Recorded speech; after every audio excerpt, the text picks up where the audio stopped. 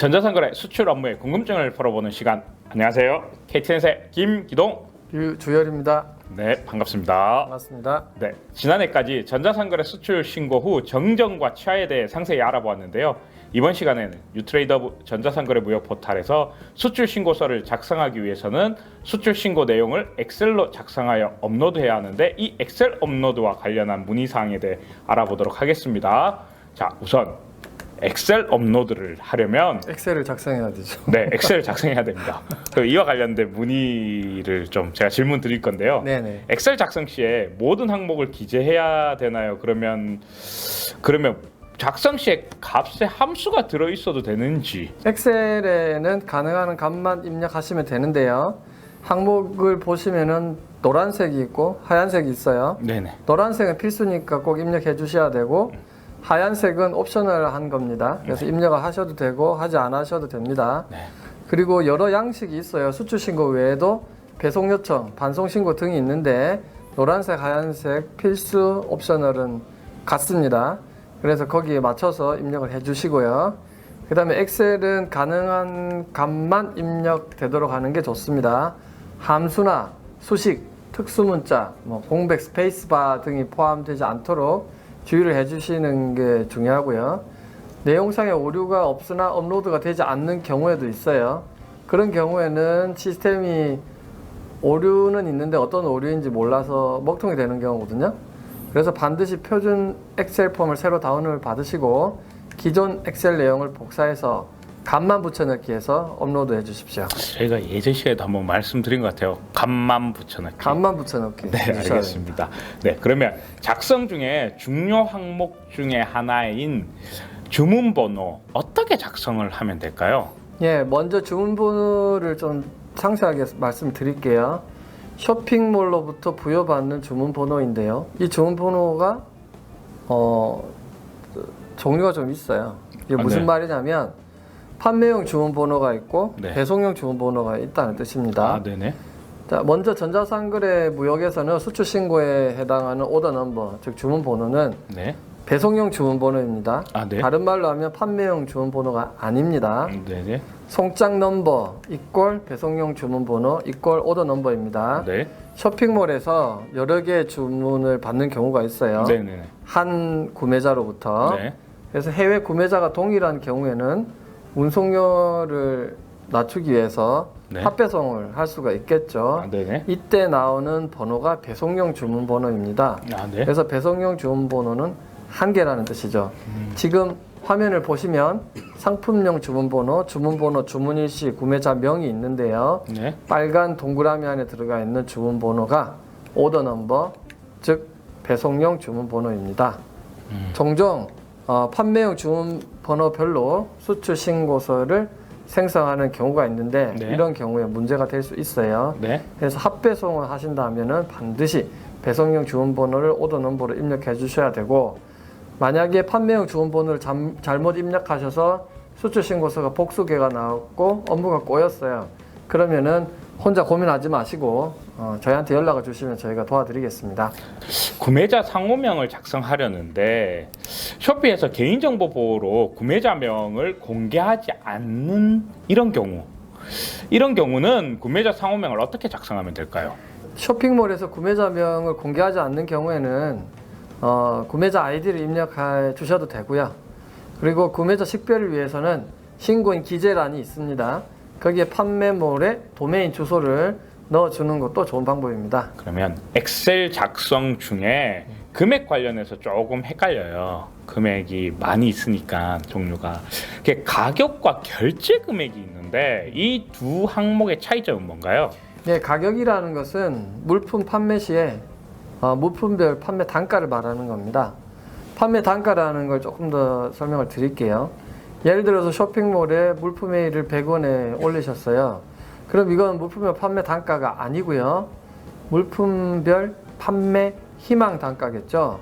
그런데 그 구매자가 각종 프로모션이나 또는 할인권을 사용을 해서 80원을 내고 구매를 했어요. 그러면 그 판매 단가는 80원이 되는 겁니다.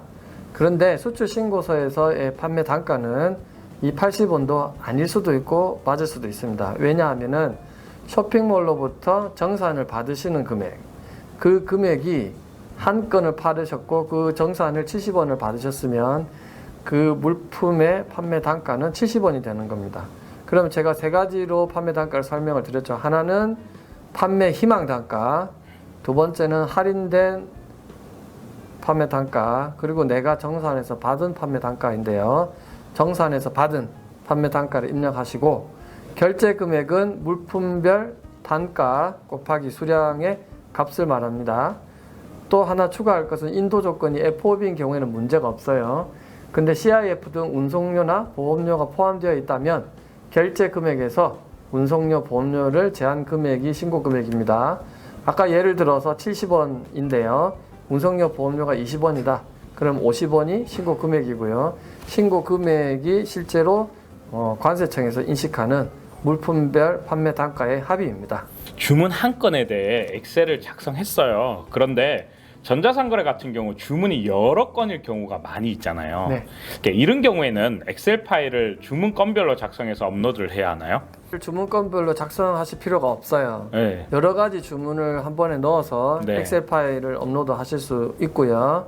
대신 제가 지금 화면에 나오는 것처럼 설명을 드릴 것은 한 엑셀에 여러 주문 번호가 있을 수는 있으나 주문 번호의 행을 보시면 네네. 한 행이 물품 하나입니다. 네. 그래서 지금 예를 들어서 2021 0501 다시 주문 2라는 주문을 보시면 세 가지 동일한 주문 번호가 있을 거예요.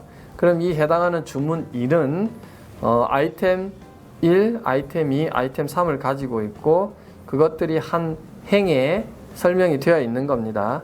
그리고 오른쪽에 결제 금액을 보시면 255 싱가포르 달러라고 되어 있죠. 이것은 주문별로 같이 입력을 해 주셔야 됩니다. 엑셀을 다 작성했으면 이제 작성한 엑셀을 업로드해야 합니다. 근데 이 엑셀 업로드 하는데 업로드가 안 되고 오류가 나요. 이런 경우는 어떻게 해야 합니까? 엑셀을 업로드를 할 때 오류가 났으면 오류 내용을 확인하시는데요. 오류가 있으면 수출 신고서 업로드 화면에서 오류라고 붉은색 글씨가 나와요. 그 오류 내역을 클릭을 하시면 엑셀 업로드 상세 내역이라는 화면이 나오는데요. 여기에서 오류 사항을 확인하시고 바로 화면에서 수정을 하시고요. 오류 검증 후 업로드를 하실 수 있습니다. 뭐 여러 건의 오류가 있으면 순서대로 처리를 하셔야 돼요. 첫 번째 오류를 처리를 하시고 검증을 하시면은 바로 수출 신고서가 생성이 되냐? 그렇진 않고요. 두 번째 오류가 또 나타나고 세 번째 오류가 또 나타납니다. 시스템이 검증을 했을 때 오류가 없을 때까지 붉은색으로 오류라고 나타나고 그게 다 없어지면 수출 신고서를 생성하실 수가 있습니다. 업로드는 했어요. 그런데 업로드한 엑셀에 기재된 내용이 오류가 있다고 떠요. 각 오류별로 어떤 조치가 필요한지 한번 알아보도록 할 건데요. 네. 먼저 주문번호 중복이라는 오류가 뜨는데 이런 경우는 어떤 조치를 해야 할까요? 네, 먼저 주문번호와 수출신고번호는 1:1 관계라는 걸 말씀을 드릴게요. 따라서 이전에 동일한 주문번호를 사용해서 수출신고서를 생성하였으면 네. 중복이 되는 거죠. 수출신고 수리 후에 취하를 했더라도 신고한 이력이 있기 때문에 시스템은 동일 주문번호로 신고서 생성이 불가하다고 통지를 합니다. 그래서 주문번호를 변경하셔야 되고요. 이전에 취하하신 거는 재사용할 수가 없겠죠. 왜냐하면 관세청은 그 해당 주문번호는 취하가 되었다라고 판단을 하기 때문입니다. 그리고 변경된 주문번호가 있다면 그 해당 수출 신고 번호를 물류사에 전달을 하셔서 이행신고를 진행하는데 문제가 없도록 조치하셔야 됩니다. 다음은 HS 코드에 오류가 있다고 나오는데요. 어떤 조치가 필요할까요? HS 코드는 크게 세 가지가 오류가 많이 나는데요. 첫 번째, 입력하신 HS 코드가 없는 경우. 두 번째, 시스템에 저장되어 있는 HS 코드와 안 맞는 경우. 세 번째, 10자리로 입력해야 되는데 6자리만 입력한 경우가 가장 흔하게 일어나고요. 네네. 종종 대시 같은 특수문자를 넣어서 10자리로 입력을 한 것 같으면 실제로 12자리가 되고 그럼 시스템이 알아서 나머지 2자리를 잘라내거든요. 그렇게 해서 10자리를 만들면 대시 2개가 들어가기 때문에 숫자는 8자리밖에 안 남아요. 그러면 오류가 나겠죠. 이런 경우에는 숫자만 입력을 해주셔야 오류가 나지 않습니다. 이제 그 가격 항목과 관련한 오류인데요. 주문번호 1개에 물품 2개에서 결제 금액을 합산했는데 동일한 주문번호의 합계와 결제 금액은 동일해야 합니다 하는 오류가 떴는데 이건 왜 그런가요? 네, 각각의 주문 번호는 하나의 물품의 한 라인으로 표현이 되는데요. 그 각 물품의 주문 번호는 동일하잖아요. 그럼 결제 금액도 동일해야 됩니다. 물품 한 개의 주문 번호가 누락되어서 결제 금액과 그 물품 단가와 수량의 합이 안 맞으면 오류가 나게 되어 있고요. 지금 화면에 보는 샘플로 설명을 드리면 2021-0501-주문 2라는 주문 번호가 있죠. 여기에 세 가지 물품이 있으나 개별 물품의 주문 번호와 결제 금액은 같습니다. 네, 결제 금액은 255 싱가포르 달러라고 표현이 되어 있죠. 판매 물품에 샘플이 포함되어 있어서 가격을 0으로 표기를 했는데 가격이 0과 같거나 작습니다라는 오류가 났어요. 이건 어떻게 해야 하나요? 네, 이건 잘못 입력하신 거예요. 그 계산을 했는데 시스템이 마이너스가 나오거나 0이 되어버리면은 시스템은 이해를 못하는 거죠. 만약에 0이라면 이게 무상으로 나가는 것이고 마이너스로 나가는 경우는 없잖아요. 그래서 계산이 잘못되었기 때문에 그게 뜨는 거예요. 그러면 먼저 무한 물품과 유한 물품과 무한 물품이 섞인 거에 대해서 조금 더 설명을 드려야겠죠. 샘플의 경우는 무상거래 방식이니까요. 신고 방법이 일반 유상 물품의 신고 방법이 상이합니다. 그래서 무상 물품인 그 샘플만 별도로 신고하는 경우에는 뭐 복잡할 수가 있겠죠. 근데 그 전자상거래 무역 플랫폼에서는 샘플만 별도로 신고할 수가 있는데 이런 경우에는 유상 물품 신고하듯이 그대로 업로드를 해주세요. 그런데 결제 방법 코드를 GN으로 입력을 해주시면 됩니다. 그러면 무상으로 처리가 되고요. 그리고 다른 유상 물품과 무상인 샘플이 먼저 혼재해서 신고하는 경우가 있어요. 이런 경우에는 엑셀에 일반 물품의 신고 방법과 동일하게 작성해서 업로드를 하시고 수출 신고서가 생성이 됐어요. 그럼 해당 수출 신고 상세 내역에서 샘플에 해당하는 물품, 즉 돈을 받지 않는 물품의 모델 규격명에 프리오브 차지라고 정확하게 입력하시고 단가 0으로 입력하시고 처리하시면 됩니다. 자세한 내용은 저희가 그 자료실에 이용자 가이드를 올려놨으니까요. 그걸 다운로드 받으셔서 업무에 참고해 주시면 됩니다. 마지막으로 엑셀 업로드가 잘 돼서 세관에 전송만 하면 되는데 수출 신고 현황에 업로드하여 생성한 수출 신고 내역이 조회가 되지 않아요. 이건 왜 그런가요? 조회 기간을 잘못 설정한 경우가 굉장히 많이 있어요. 그런데 이제 그거보다 더 심플하면서 어이없는 오류는 수출 신고서를 만들었는데 네. 안 만들어진 거죠. 그럼 조회가 안 되겠죠. 그래서 수출 신고 업로드 화면에서 네. 업로드한 파일에 오류가 없는지를 살펴주시고 네. 오류가 없으면은 생성하기를 안 눌렀는지 살펴주시고 네네. 생성하기를 눌러주셨으면은 그 생성이 잘 되었는지를 확인해 주시고 네. 생성이 잘 되어서 문제가 없으면은 등록된 수출 신고서를 전송을 했는지 이런 걸 확인해 주시면 되는데요. 네. 또 다른 그러니까 종종 일어날 수 있는 뭐 오류가 있어요. 그건 뭐냐면 검색 조건이 보통 디폴트로 1개월이 저장되어 있거든요. 네네. 근데 그 검색 기간을 벗어나면 조회가 안 되는 경우가 있어요. 네. 너무 간단한 건데 네. 이거 모르고 못 찾겠다, 이거 생성이 안 됐다, 오류가 났다 이렇게 하시는 분들이 있어요. 그래서 조회하시고자 하는 신고서에 맞게 기간이나 상태를 설정을 해주시고요. 네네. 그래서 확인을 하시면 됩니다. 그다음에 추가로 제가 팁을 하나 드릴게요. 로그인을 하셨어요. 근데 미선적 예정이라고 팝업이 뜨는 경우가 있어요.